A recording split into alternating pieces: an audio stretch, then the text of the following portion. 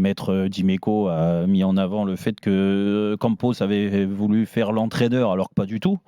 C'est pas du tout l'objet du fait qu'il soit descendu comme ça à 20 minutes de la fin du match.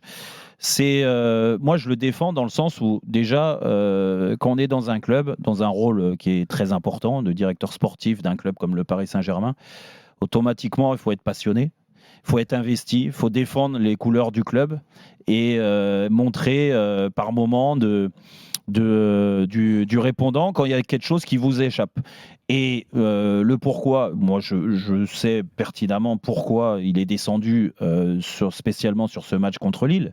C'est qu'il y a eu des moments où l'arbitre, on a parlé de Stéphanie Frappard, mais l'arbitre hier de Lille, Paris Saint-Germain, c'est vrai qu'il est... Il n'est pas forcément à la faveur des Parisiens. Alors, je ne dis pas qu'il doit être à la faveur des Parisiens, mais quand tu joues à domicile, on l'a connu ça, normalement, tu es un petit peu avantagé par rapport au contexte et tout. Mais j'ai l'impression, et ce n'est pas une impression, et Luis Campos a cette impression-là, je vous le confirme, qu'en effet, le PSG n'est pas protégé comme il devrait être protégé, ne serait-ce déjà au Parc des Princes. Et que c'est l'enchaînement de mauvaises prestations avec des arbitres qui ne sont pas forcément toujours à la hauteur, ou les joueurs stars du PSG ne sont pas, et c'est son avis, protégé comme il devrait. Donc il est venu haranguer le quatrième arbitre, s'en prendre à l'arbitre de touche aussi, en descendant, et puis surtout en montrant de la grinta, en essayant de...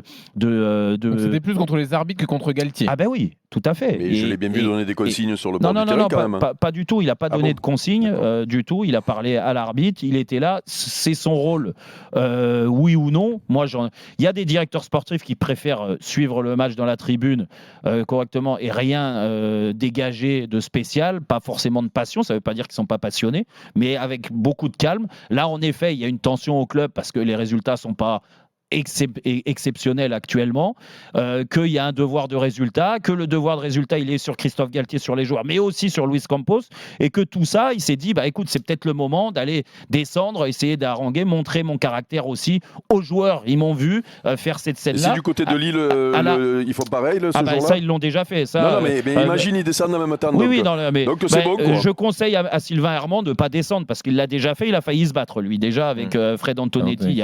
Non, mais si tu l'acceptes là, il faut l'accepter pour tout le monde. Quand monsieur Dimeco vous dites que c'est jamais arrivé, c'est arrivé plein de fois. Il y a des directeurs sportifs, des présidents qui sont sur le banc. Je prends l'exemple de Montpellier, par exemple. Montpellier, ils sont tous sur le banc de touche. Alors, c'est un choix. Voilà, mais ça dérange pas. Mais quand ça s'appelle le PSG et qu'on n'est pas habitué à avoir un directeur sportif, parce que c'est sûr que Leonardo, lui, il n'avait pas envie de descendre les marches. Là, il préférait prendre son chèque et rester à côté du prince ou du président pour montrer son élégance. Mais surtout, il fallait pas mouiller la chemise. Là, on peut pas dire que Luis Campos, il mouille pas la chemise. Après, ça a, en l'occurrence, marché sur ce coup-là. Le match a été renversé. Je ne dis pas que c'est grâce à Luis Campos, mais il a montré qu'il défendait le club, qu'il défendait les joueurs, qu'il défendait son entraîneur. Parce que ce qui est bien de noter aussi, c'est la réflexion de Christophe Galtier en disant moi, ça m'a pas choqué. Imagine, il dit le contraire. Ça m'a pas choqué. J'espère que tu n'es pas naïf à ce point quand même. Mais surtout, j'ai envie aussi de dire à travers ça que chacun était dans sa mission et que Christophe Galtier, autant on peut lui tomber dessus sur les derniers matchs et sur le match du Bayern, je lui ai tombé dessus et il est responsable, autant là, sur le match d'hier, tous les changements qu'il fait à 20 minutes de la fin, ça a porté ses fruits. Il a renversé le résultat. Alors oui, il y a la patte de Kylian Mbappé, la patte de Léo Messi sur le coup franc, mais n'empêche que cette équipe, elle a refusé de perdre et son directeur sportif est à l'image de ses joueurs, ce qu'ils ont montré sur les dernières minutes. Et alors, monsieur le juge Bodmer, vous penchez pour qui là ? Bonne question. Eh oui. Je vais être du côté de Jérôme sur la fin. Et du côté d'Eric sur le début ? Comment on fait alors ? Spécialement. Non, mais sur Jérôme, les derniers arguments qu'il a dit, notamment l'équipe a renversé la tendance sur la fin, peut-être ou sûrement parce que Campos est descendu.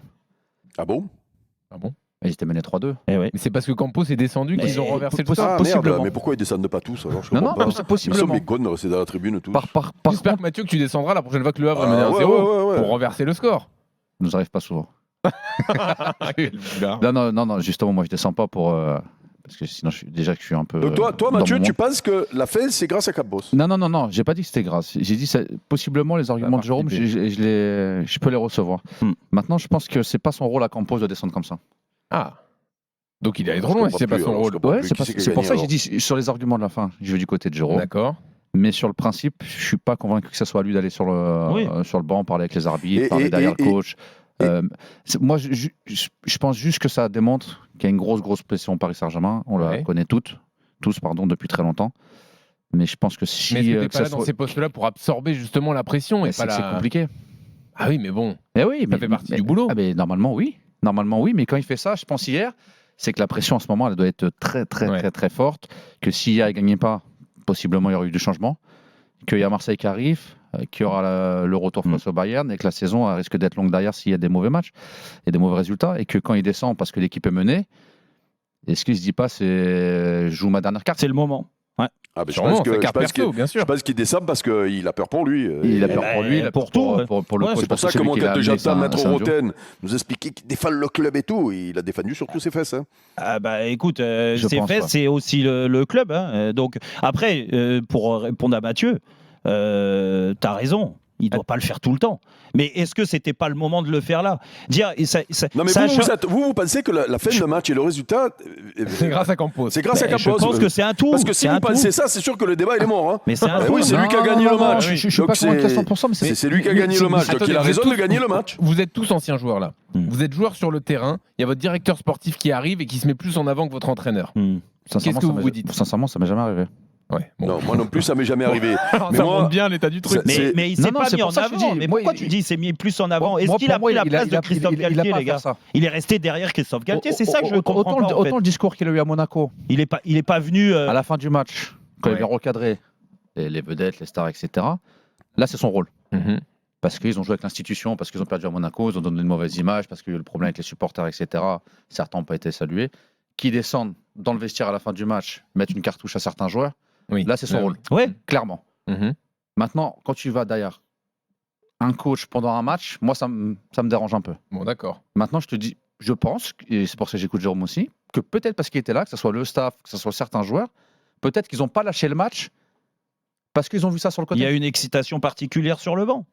Parce que, Jean-Louis, on a vu quelques matchs du PSG. Des fois, quand ils sont menés, ils ont une tendance à lâcher très vite. Exactement. Et hier, franchement, ça fait combien de temps que le PSG a une situation à la fin du match? Moi, je lance un appel à tous les directeurs sportifs de France. Si vous voulez gagner les matchs, descendez au bord du terrain. Non, Mathieu, tu dis ça et tu te refuses à le faire aussi. Donc, pour moi, c'est un dépassement de fonction. Eh oui. C'est ce que je dis. C'est pour ça que je te dis. Je te dis peut-être l'argument de Jérôme sur la victoire en fin de match. Parce qu'on a vu le soulagement de la victoire. Franchement, ça fait combien de temps? Et ça, c'était une image qui était belle à voir pour le PSG, pour les supporters du club. Ça fait combien de temps que le PSG n'a pas fait. Les joueurs du PSG n'ont pas renversé un match comme ça. Ouais. Sur une victoire comme ça. On a vu tout le monde courir. Bon, j'espère que l'accès à l'Alliance sera bon pour que Campos vienne vous sur le bord de la pelouse vous pouvez pas critiquer quand ça manque, comme dit Mathieu. Sinon, c'est fini. Quand ça manque de passion, vous pouvez pas critiquer quand ça manque de passion. Et c'est souvent le cas, malheureusement. Et refuser le fait que là, en effet, il y avait de la passion, la passion du foot. Alors moi, après, je conteste pas la passion. Mais c'est pas de la passion, ça. Moi, je dis juste que c'est pas parce que Campos est arrivé qu'ils auront renversé le match. Je pense que c'est un tout. Mais c'est pas de la passion, ça. Il a perdu les pédales. Mais comment a perdu les pédales? Et quand Pablo Longoria il descend, pareil. C'est pareil. Il a perdu les pédales. Mais maintenant, si toi tu m'expliques que c'est la passion qui fait ça, mais ils sont tous passionnés. Donc là, tu es en train de dire que ceux qui descendent pas voir le terrain sont pas passionnés.